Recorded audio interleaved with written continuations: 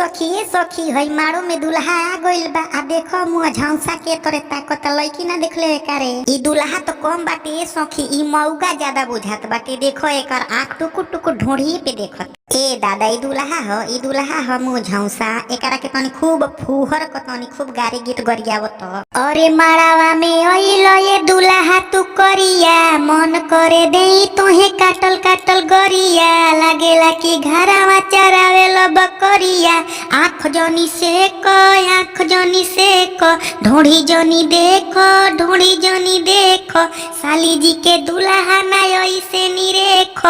आँख जनी से ढोढ़ी जनी देखो साली जी के दुल्हा ना ऐसे निरेखो। टुकुर टुकुर देखो तारा ढोढ़ी खाली दुल्हा, मन करे मार दी चला के लोटा फूला। हमारा बुझाला तू तो जतिया के जुल्हा। आँख जनी से ढोढ़ी जनी देखो, आँख जनी से ढोढ़ी जनी देखो साली जी के दुल्हा ना ऐसे निरेखो। मोछिया छिला के लागो तारा मोछी मुंडा, देखला में लागो तारा बड़ा का तू गुंडा।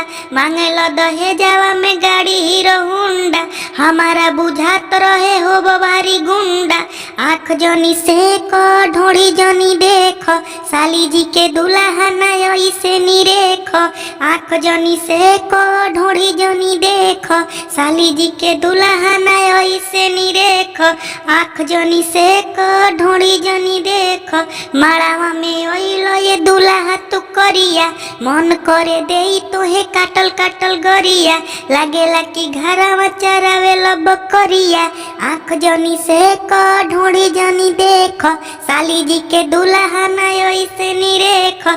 टुकुर टुकुर देखो तारा ढोढ़ी खाली दुल्हा, मन करे मार दी चला के लोटा फूला। हमारा बुझात रहे जतिया के जुल्हा।